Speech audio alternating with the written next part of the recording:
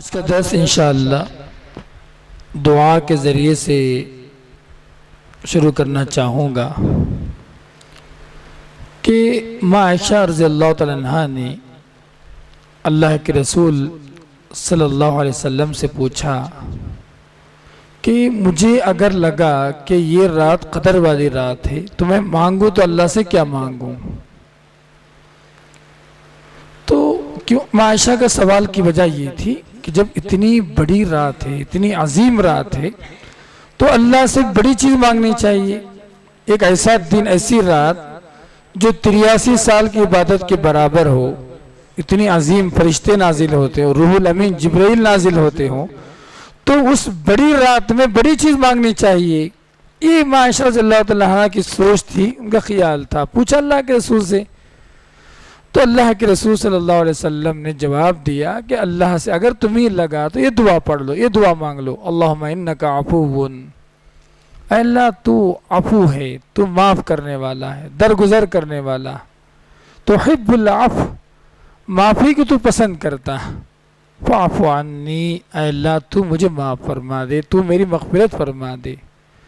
ترمذی کی روایت کے اندر ہے، اللہ کے رسول صلی اللہ علیہ وسلم نے کہا، اللہم انکا عفو تحب العفو فاعف عنی یا کریم، اے کرم کرنے والے پروردگار، تو درگزر کرنے والا ہے، درگزر کو پسند فرماتا ہے، اے اللہ تو مجھے معاف فرما دے۔ تو لہٰذا آج کا درس اسی مغفرت کی دعا کی تربیت کے ساتھ کہ آنے والے 10 دنوں میں، بلکہ خصوصی طور پر طاق راتوں میں، اللہ کے رسول صلی اللہ علیہ وسلم نے ماں عائشہ کو جو ادب سکھایا، جو دعا سکھائی، یہی ہماری تربیت کہ آج ہم اللہ سے معافی مانگیں، اللہ تعالیٰ سے مغفرت مانگیں، اللہ تعالیٰ کے سامنے گڑ گڑائیں۔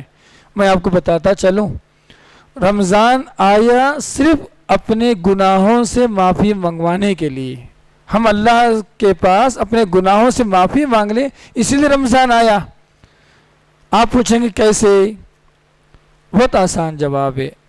جواب یہ ہے کہ اللہ تعالیٰ نے روزے کا انعام کیا بتایا؟ نبی نے مغفرت، من صام رمضان ایمانا و احتسابا غفر له ما تقدم من ذنبه، جو آدمی ایمان اور احتساب کے ساتھ روزہ رکھا، اس کا انعام یہ ہے کہ اللہ تعالیٰ اس کے پچھلے گناہوں کو معاف کر دے گا۔ قیام اللیل کا انعام کیا ہے؟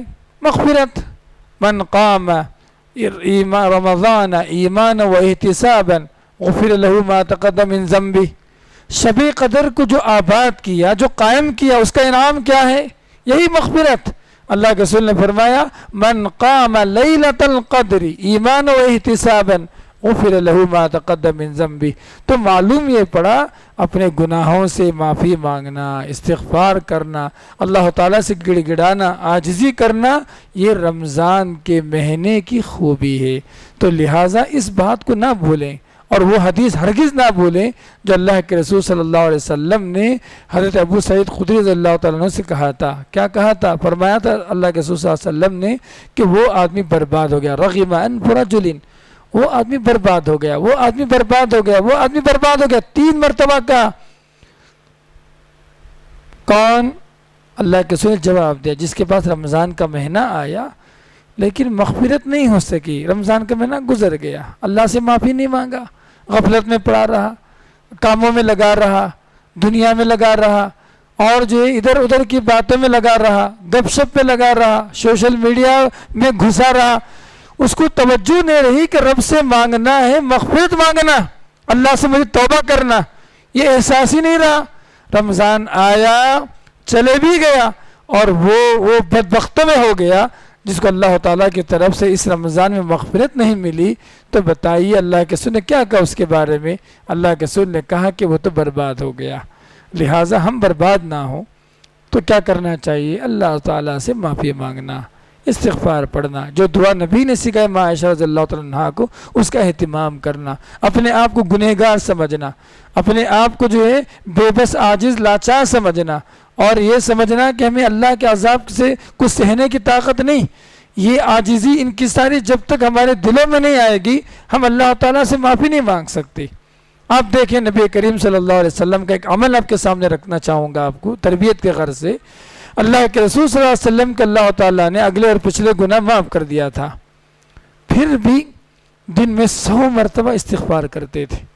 نبی کو ڈر تھا کہیں غلطی ہو گئی اور اس کی معافی نہ مانگوں اور اس کے بارے میں اللہ تعالیٰ سے اگر پکڑ ہوگی تو میں برداشت نہیں کر سکتا، اسی لیے اتنی عاجزی کہ روزانہ 100 مرتبہ اللہ تعالیٰ سے معافی مانگ رہے ہیں، استغفار کر رہے ہیں۔ نبی کے سجدہ کیسا تھا معلوم ہے آپ کو؟ جب نبی کریم صلی اللہ علیہ وسلم سجدہ کرتے، خاص طور پر نفل نمازوں والی سجدہ، قیام اللیل والا سجدہ کیسا تھا معلوم ہے آپ کو؟ جب اللہ کے رسول سجدے میں جاتے کافی لمبی بڑی بڑی دعائیں کرتے تھے، اس میں سے ایک دعا یہ بھی ہے، اللہم لک سجدت، اے اللہ میں تیرے سامنے سر جھکا دیا، وبک آمنت، اے اللہ میں تجھ پہ ایمان لے آیا، اللہم لک سجدت وبک آمنت والیک انبت، اے اللہ میں تیری طرف پلٹا، میں آگے تیرے دربار میں، وعلیک توکلت، اے اللہ میں تجھ پہ بھروسہ کر رہا ہوں، میں تجھ پہ ہی بھروسہ کر رہا ہوں، فاغفر لی، اے اللہ تو مجھے معاف فرما دے، کوسے کوسے گناہ، ما قدمت جو میں کر چکا، وما اخرت جو بعد میں کرنے والا ہوں، وما اعلم جو میں جانتا ہوں کہ میں نے یہ کیا، وما لا اعلم، اے اللہ ان گناہوں کو تو معاف کر دے جو میں نہیں جانتا۔ کس کی دعا ہے یہ؟ پیارے حبیب صلی اللہ علیہ وسلم کی دعا، جن کے اگلے اور جو پچھلے گناہوں کی معافی اللہ تعالیٰ نے معافی کا وعدہ فرمایا تھا، اس کے باوجود استغفار میں، اللہ تعالیٰ سے مغفرت مانگنے میں، اللہ تعالیٰ سے دعا کے ذریعے سے گناہوں سے معافی مانگنے میں نبی کریم صلی اللہ علیہ وسلم کی دعائیں ہمیں کیا بتاتی ہیں؟ سبحان اللہ، یہ کیسی غفلت آ پڑی ہم پر، یہ کیسا جو ہے بے بسی آ گئی ہم پر، ہم پتہ نہیں کوسی دنیا میں جی رہے ہیں۔ نبی اللہ سے سب سے زیادہ ڈرنے والے، صرف سب سے زیادہ ڈرنے والے نہیں تھے، اللہ تعالیٰ سے سب سے زیادہ معافی مانگنے والے بھی تھے، حدیث کے الفاظ ہمیں بتاتے ہیں۔ لہٰذا غفلت کے شکار نہ ہوں، جی ادھر ادھر کی باتوں میں اپنا وقت ضائع نہ کریں، یہ مغفرت والا مہینہ، مغفرت کی تلاش، مغفرت کی طلب، مغفرت کی جو ہے تڑپ، مغفرت کی دعاؤں میں لگنا، یہ سب نبی کریم صلی اللہ علیہ وسلم کی دعائیں، آپ کا عمل، آپ کی زندگی، آپ کی نمازیں، آپ کا سجدہ، آپ کا رکوع ہمیں بتاتا، اور یہی دعا اللہ کے رسول صلی اللہ علیہ وسلم رکوع میں مانگتے تھے، اللہم لک رکعت وبک آمنت والیک انبت وعلیک توکلت فاغفر لی ما قدمت وما اخرت وما اسررت وما اعلنت، اور بھی 2 گناہ ہیں جو چھوڑ دیا اس دعا میں، 6 گناہوں سے اللہ کے رسول صلی اللہ علیہ وسلم رکوع اور سجدہ میں معافی مانگتے۔ کیا 6 گناہ ہیں؟ اے اللہ جو میں کر چکا ہو گیا اس سے میں معافی مانگتا ہوں، جو بعد میں کرنے والا ہوں، انسان ہوں نا، میں نے اب غلطی ہوگی کل بھی، اے اللہ پیشگی تو میں اسے مغفرت مانگتا ہوں، وما اسررت جو میں چھپ چھپ کے کرا، میں جو چھپ چھپ کے کیا، لوگوں کی نگاہوں سے چھپ کے، میں نے اب بند کمروں میں کیا، جو بھی میں نے چھپ چھپ کے جو گناہیں کی، اے اللہ تم معاف فرما، وما اعلنت، اے اللہ میں بالجہر سب کے سامنے جو کیا، آدمی سگریٹ پی رہا ہے، فلاں کر رہا ہے، سب بالجہر کر سامنے، اے اللہ یہ گناہ بھی تم معاف فرما دے، جو میں جانتا ہوں اس کو بھی تم معاف فرما دے، جو میں نہیں جانتا تو اس کو معاف فرما دے۔ نبی کریم صلی اللہ علیہ وسلم 6 طرح کے گناہوں سے مغفرت مانگتے تھے، اللہ سے پناہ مانگتے تھے۔ یہ ہمارے نبی تھے، ہمارے لیے اسوہ ہیں، ہمارے لیے نمونہ ہیں۔ یقین رکھیں کہ یہ طرز زندگی ہماری بھی ہونی چاہیے، استغفار سے کبھی بے نیاز نہ ہو، استغفار ہماری زندگی کا شعار ہونا چاہیے۔ نبی نے کیا تربیت دی؟ جو آدمی جو ہے سید الاستغفار صبح میں پڑھا اور صبح میں مر گیا جنت میں جائے گا، شام میں پڑھا رات میں اس کی روح نکل گئی، موت آ گئی، جنت میں جائے گا۔ نبی کریم صلی اللہ علیہ وسلم نے سید الاستغفار کا انعام بھی اللہ کے رسول صلی اللہ علیہ وسلم نے سامنے رکھا۔ لہٰذا غفلت کے شکار نہ ہو، اللہ معافی کو اب پڑھیں آپ دعا، اللہم انکا عفو، اے اللہ تو معاف کرنے والا، سبحان اللہ، تحب العفو، تیری خوبی یہ ہے، تیری صفت یہ ہے کہ تو معافی کو پسند کرتا، جی فاغفر لی، اے اللہ تو مجھے معاف فرما دے، یا کریم اے کرم کرنے والے، سبحان اللہ۔ کبھی بیٹھ کے غور کریں گے نا، آنکھوں میں آنسو آ جائیں گے، کتنی گناہوں سے نبی معافی مانگا کرتے تھے، جو ہو چکا، جو ہونے والا ہے، جو چھپ چھپ کے کیے، جو ہم نے سب کے سامنے کیا، اور جو ہم جانتے جو نہیں جانتے. سبحان اللہ. بیٹھ کے اگر اس دعا پر غور و فکر کریں گے لگے گا کہ ہم بڑے گنہگار ہیں, بڑے خطا کار ہیں, لیکن معافی مانگنے میں بڑے بخیل ہیں, بہت کمزور ہیں, بڑے کاہل ہیں. ہمارے زبان سے دعائیں نہیں نکلتی, اللہ تعالیٰ سے تعریف میں, اللہ کی بڑائی میں ہماری زبانیں نہیں کھلتی. ہم گونگے اللہ کی تعریف کے اندر, اللہ تعالیٰ کی بڑائی کے اندر. ایسا احساس ہم کو ہوگا. لہٰذا اس 10 منٹ کے درس میں یہ ہم سب کے لیے سبق یہ ہے کہ تاخیراتوں کو بیکار نہ کریں, ہوٹلوں میں نہ گزاریں, گپ شپوں میں نہ جائیں, ادھر ادھر جو اس کو وقت دیں. جو بھی ملا اللہ سے مانگے, کوئی کونا پکڑے. اللہ نے نبی کو حکم دیا نا, وَتَبَتَّلْ إِلَيْهِ تَبْتِيلًا, اے اللہ کے رسول آپ کوئی کونا اختیار کیجئے, تبتل اختیار کیجئے, گوشہ نشین ہو جائیے آپ. جب آدمی الگ تھلگ ہو جائے گا نا, جب سارے کان بند ہو گئے, کوئی بات سنائی نہیں دے رہی باہر کی, آنکھوں کے سامنے بھی گویا پردہ آ گیا کہ ساری دنیا سے ہم کٹ گئے, اب کیا چلے گا؟ اندر کیا چل رہا, میں کیا ہوں, میں کیا ہوں, میری حقیقت کیا ہے, میری نمازیں کیا ہیں, میرا تقوی کتنا, میری عبادتیں کتنی. جب آدمی غور کرے گا نا, یہی بات اللہ نے کہا تبتل الیہ تبتل رب المشرق ورب المغرب لا الہ الا ہو. سورہ مزمل کی آیتیں. سبحان اللہ. بہرحال ان آیتوں کو پڑھیں, اور جو نبی کریم صلی اللہ علیہ وسلم جو معافی مانگا کرتے تھے, استغفار کرتے تھے, بیٹھ کر دعائیں کریں. آج ہمارے پاس بتاتا ہوں آپ کو 5 منٹ ہاتھ اٹھا کر دعا کرنے کی طاقت نہیں. 5 منٹ دعا کرے, 2 منٹ ہو گیا, کیا مانگو کیا مانگو, آدمی سوچتا پھر بھی جو چھوڑ دیتا ہے. نبی کریم صلی اللہ علیہ وسلم حج کے موقع پر 6 گھنٹے دعا کی, کھڑے ہو کر 62 سال کی عمر میں. 62 سال کی عمر میں پیارے حبیب صلی اللہ علیہ وسلم, ہمارے نبی جو ہمارے اسوہ اور نمونہ ہیں, اللہ تعالیٰ کے سامنے 6 گھنٹہ کھڑے ہو کر دعا فرمائے. جابر بن عبداللہ کی بخاری کی سب سے بڑی حدیث, اللہ کے رسول صلی اللہ علیہ وسلم ظہر کے اور عصر کی نماز پڑھائے عرفے کے دن. ظہر کی نماز پڑھا دی, عصر کی نماز بھی ظہر کے وقت میں پڑھا دی.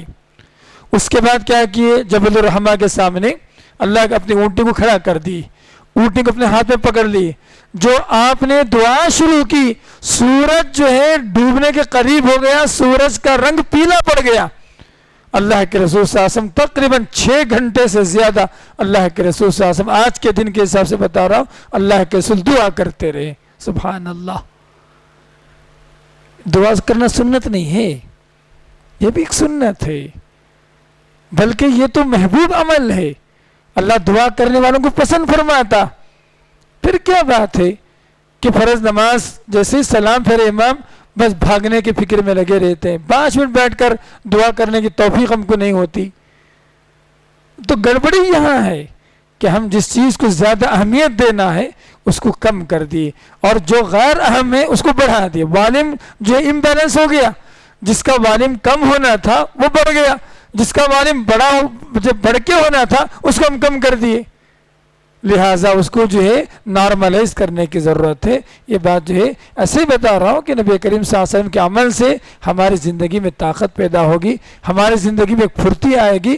ہم بھی کیا کریں گے, ارے نبی ایسا کرے, میں کیوں نہیں کر سکتا ہوں, جب نبی اس کا اہتمام کرتے میں کیوں پیچھے رہوں. یہ جذبہ ہمارے اندر آنا چاہیے. چلیے اس مختصر سی تمہید, نصیحت, تذکیر, یاد دہانی اور مغفرت کی طرف توجہ دلانے کے بعد سورہ حجرات کی آیتیں انشاءاللہ آپ کے سامنے رکھوں گا. انشاءاللہ روزانہ جو انشاءاللہ سورہ حجرات 1-2-3 دن کے اندر اگر اللہ نے چاہا تو سارے پورے حجرات کا تفسیر اور ترجمہ آپ کے سامنے رکھوں گا. اس سورت کو انتخاب کرنے کی وجہ کیا ہے, سورہ احزاب میں سورہ حجرات میں اللہ تعالیٰ نے ادب سکھایا. اللہ کے ساتھ ادب, رسول کے ساتھ ادب, لوگوں کے ساتھ ادب, ٹھیک ہے, معاشرے کے ساتھ ادب اللہ تعالیٰ نے ہمیں سکھایا. انشاءاللہ یہی چند اہم باتیں, مختصر سی باتیں انشاءاللہ آپ کو بتاتے چلتا ہوں. چلیے پہلی آیت اللہ تعالیٰ فرماتا ہے, یا ایھا الذین آمنوا لا تقدموا بین یدی اللہ ورسولہ. اللہ کے ساتھ پہلا ادب یہ ہے, اللہ فرماتا ہے اے ایمان والو اللہ کے آگے اور اس کے رسول کے آگے نہ بڑھو. اللہ کی بات کے آگے, رسول کی بات کے آگے نہ بڑھو. امام ابن کثیر رحمہ اللہ نے اس آیت کی تفسیر میں لکھا کہ اللہ کے حکم اور رسول کے حکم کے آگے نہ بڑھو، بلکہ رسول کے اور اللہ کے حکم کے تابع رہو، پیچھے پیچھے رہو، جلد بازی نہ کرو۔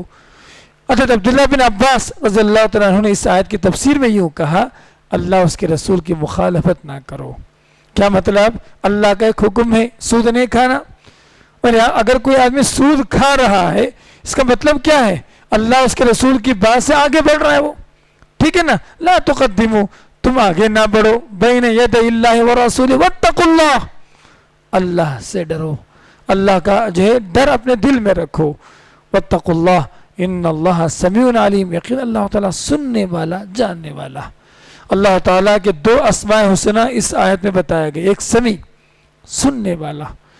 ایک بات یاد رکھیں، ہم سے جو سب سے بڑی چوک ہوتی ہے یا غلطی کہیں، غفلت کہیں، نادانی کہیں، بیوقوفی کہیں، وہ یہ ہے کہ ہم بہت ساری باتیں کرتے ہیں اور سمجھتے ہیں اللہ کو جو ہے یہ بات سنائی نہیں دیتے، نعوذ باللہ۔ یہی خرابی ہے ہماری۔ اللہ تعالیٰ نے تربیت فرمائی اللہ سننے والا۔ اگر کوئی جو ہے رسول کی مخالفت میں کوئی بات بول دیا، اللہ کی مخالفت میں کوئی بات بول دیا، ٹھیک ہے نا، یہ نہیں سمجھنا اللہ نہیں جانتا، نعوذ باللہ۔ علیم، اللہ پوری باتوں کو جانتا ہے۔ سمیع، اللہ تعالیٰ خوب سنتا ہے۔ ایک حدیث آپ کے سامنے میں بتانا چاہوں گا کہ اللہ تعالیٰ کی جو سننے کی طاقت، سننے کی قدرت کیسی ہے۔ یہ بڑی پیاری حدیث ہے حضرت خولہ بنت ثعلبہ رضی اللہ تعالیٰ عنہ کی۔ یہ واقعہ سورہ مجادلہ کی ابتدائی آیت میں، پہلی آیت سورہ مجادلہ 28 پارے جو پہلی آیت ہے نا، اسی کے شان نزول میں، کہ خولہ بنت ثعلبہ رضی اللہ تعالیٰ عنہ ان کے شوہر زہار کر دیا۔ زہار کیا تھا؟ انہوں نے کہا کہ جو ہے تو میری ماں کی طرح۔ یہ جاہلیت میں بیوی سے چھٹکارا پانے کا ایک طریقہ تھا، بول دی۔ لیکن خولہ بنت ثعلبہ نبی کی خدمت میں آئی، مسئلہ لے کر آئی، بار بار آئی۔ اللہ نے کہا تجادلک فی زوجہا، اپنے شوہر کے بارے میں لڑائی کر رہی تھی۔ اللہ کے رسول کوئی مسئلہ بتائے، کوئی مسئلہ بتائے۔ تو ماں عائشہ فرماتی ہے، ماں عائشہ کے الفاظ غور سے سنیں، یہ واقعہ جو خولہ آئی اللہ کے رسول کے پاس، ماں عائشہ کے گھر میں آئی تھی۔ جو ماں عائشہ رضی اللہ فرماتی ہے کہ خولہ رضی اللہ تعالیٰ عنہ اللہ کے رسول سے جو باتیں بتا رہی تھی، مجھے کچھ باتیں سنائی دے رہی تھی، کچھ باتیں سنائی نہیں دے رہی تھی، ٹھیک ہے۔ کہتے ہیں تبارک اللہ وسع سمعہ، وہ ذات بڑی بابرکت ہے جس کی سننے کی طاقت ہر چیز پر محیط۔ کیسے؟ ساتوں آسمان کے اوپر، عرش کے اوپر اللہ تعالیٰ نے خولہ کی بات سن لی، اور کچھ سیکنڈوں کے اندر اللہ تعالیٰ نے جبرائیل علیہ السلام کے ذریعے سے وہی بھی اتاری، قد سمع اللہ قول التی تجادلک فی زوجہا، یہ آیت اتار دی۔ تو عائشہ فرماتی ہے کہ بابرکت ہے وہ ذات جس کی سننے کی طاقت ہر چیز پر محیط ہے۔ تو یہی تربیت میں کرنا چاہتا ہوں، ہم جو چاہیں بول دیں، منہ سے کہہ دیں، یہ نہیں سمجھنا اللہ نہیں جانتا، نہیں، اللہ کو نہیں معلوم، ایسی بات ہرگز نہ رکھے۔ اللہ نے کہا سمیع، ان اللہ سمیع، اللہ بڑا سننے والا، علیم، اللہ تعالیٰ ہر بات کو جانتا ہے۔ قرآن حکیم میں اللہ تعالیٰ نے مختلف آیتوں میں اللہ تعالیٰ نے اپنے علم کو بیان فرمایا۔ کیا بیان فرمایا؟ ایک پتا جو گرتا، اللہ کے معلوم ہے کہ کون سا پتا گرا، یہ نہیں سمجھنا کہ ایسے ہوا چلی پتے جھڑ گئے، اللہ کو نہیں معلوم، نعوذ باللہ۔ اسی طریقے سے آدمی جو دل میں جو کینہ، کپٹ، بغض، عداوت، جو کچھ چھپا کے رکھتا ہے دل میں، اللہ تعالیٰ ان تمام باتوں کو بھی جانتا ہے۔ سورہ مومن کی آیت اللہ نے فرمایا یعلم خائنۃ الاعین وما تخفی الصدور، اللہ تعالیٰ آنکھوں کی خیانت کو جانتا ہے، دلوں میں چھپی ہوئی تمام باتوں کو جانتا ہے۔ سبحان اللہ، یہ دو باتیں اللہ تعالیٰ نے اس آیت میں بیان فرمایا اسماء حسنہ کے تعلق سے۔ ایک اللہ السمیع ہے، تمام باتوں کو سننے والا، العلیم، اللہ تعالیٰ تمام باتوں کو جاننے والا ہے۔ یہ دو باتیں بتا کر اللہ نے نصیحت فرمائی، لا تقدموا بین یدی اللہ ورسولہ، اللہ کی مخالفت کرنے سے یہ نہیں سمجھنا اللہ نہیں جانتا، رسول کی مخالفت کرنے سے آپ یہ نہیں سمجھنا اللہ نہیں جانتا۔ سبحان اللہ۔ یہ اس آیت میں تین نصیحتیں، پہلی نصیحت یہ اللہ اس کے رسول کی مخالفت نہیں کرنا، یہ پہلی نصیحت ہم سب کے لیے۔ دوسری نصیحت یہ کہ سننے کے معاملے میں ہو یا کوئی بھی معاملہ زندگی کے، اللہ تعالیٰ کا تقوی اختیار کرنا، واتقوا اللہ، یہ دوسری نصیحت ہم سب کے لیے۔ اس آیت میں تیسری نصیحت یہ ہے کہ اللہ تعالیٰ السمیع ہونے پر، اللہ تعالیٰ کے العلیم ہونے پر ہمارا پورا ایمان اور پورا یقین ہونی چاہیے۔ یہ تین اہم باتیں تھیں جو اس آیت میں ہماری تربیت کے لیے اس کا خیال رکھے۔ چلے دوسری آیت اس کے بعد، یا ایھا الذین آمنوا لا ترفعوا اصواتکم فوق صوت النبی ولا تجهروا له بالقول كجهر بعضكم لبعض ان تحبط اعمالكم وانتم لا تشعرون۔ ترجمہ سن لیں، اے ایمان والو، اپنی آواز کو نبی کی آواز پر بلند نہ کرو، اپنی آواز کو نبی کی آواز پر بلند نہ کرو، ولا تجهروا له بالقول، ان کو جو قول پکارنے میں جیسے ایک دوسرے کو ہم پکارتے ویسے نہ پکارو۔ ہم ایک دوسرے کو جو کچھ بھی نام بول کے پکار لیتے ہے نا، ایسا نبی کو نہ پکارو، ٹھیک ہے؟ کیوں کہ ایسا نہ ہو ان تحبط اعمالکم، کہ تمہارا عمل بیکار ہو جائے، وانتم لا تشعرون، اور تمہیں اس کا احساس نہ ہو، تمہیں شعور نہ ہو۔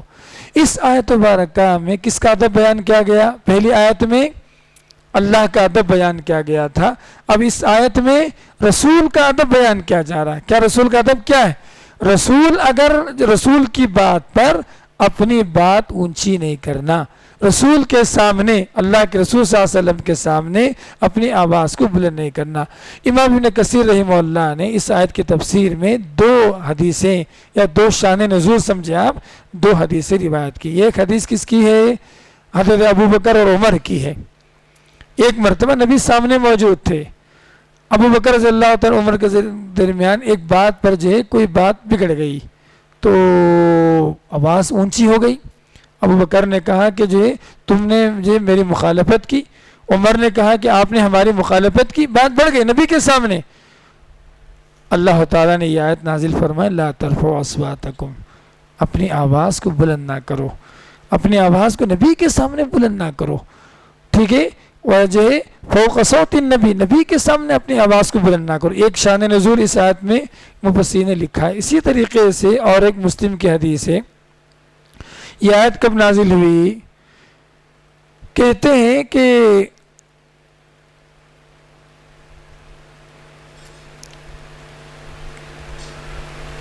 جی، اور ایک واقعہ اسی آیت کے تعلق سے لکھا ہے مفسرین نے۔ وہ واقعہ یہ ہے کہ ایک صحابی تھے جن کی آواز بہت اونچی تھی، موٹی آواز کے تھے، ہے نا، وہ نبی کے سامنے بات کر دی تو یہ آیت جیسے نازل ہوتی ان کو احساس ہوا کہ میرے اعمال برباد ہو گئے، پوری نیکیاں چلے گئی اور میں جہنمی بن گیا۔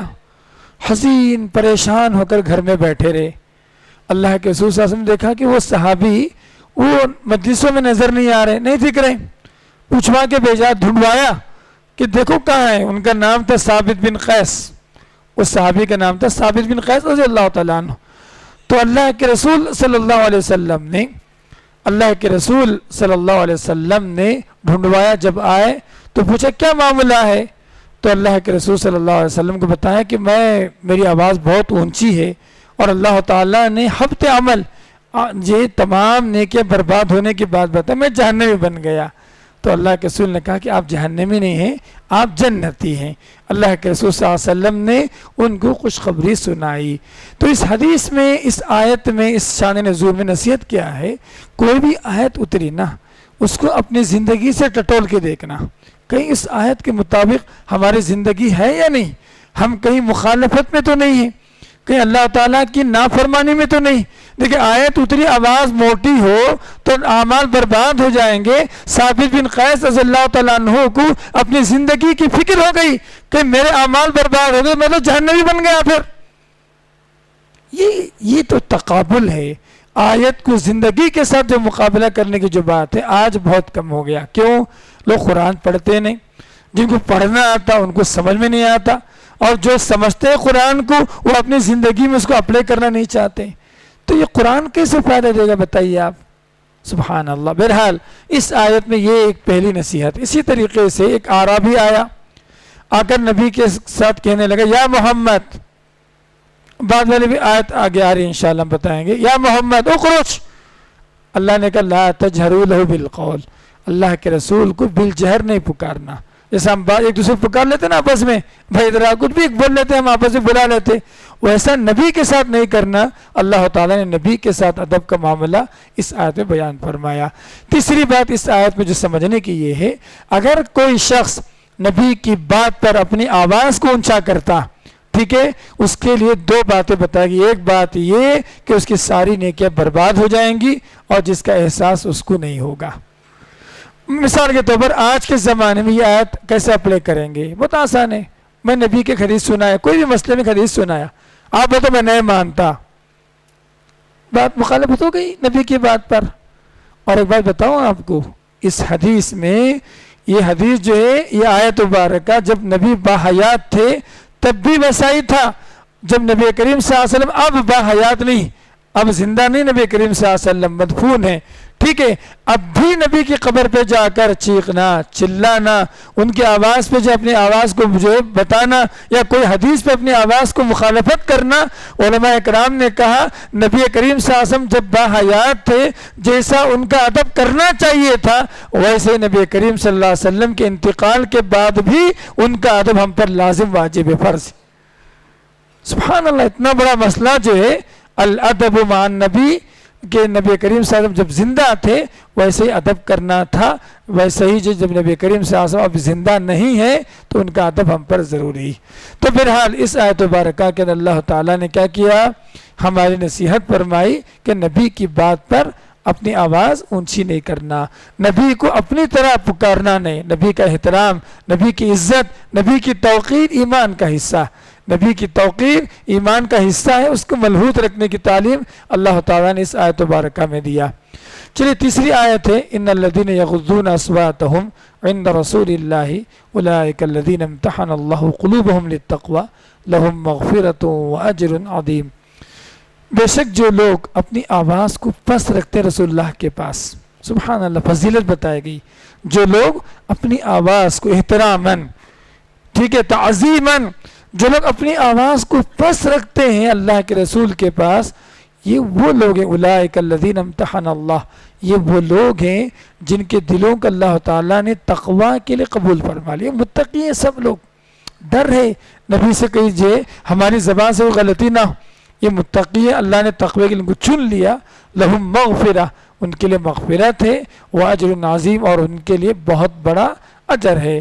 تو اس آیت میں اللہ تعالیٰ نے ان لوگوں کی تعریف فرمائی جو نبی کریم صلی اللہ علیہ وسلم کے ساتھ جو ہے پست آواز کے ساتھ بات کرتے. یہ آیت اتری، صحابہ کی زندگی میں کیا چینجز آئے؟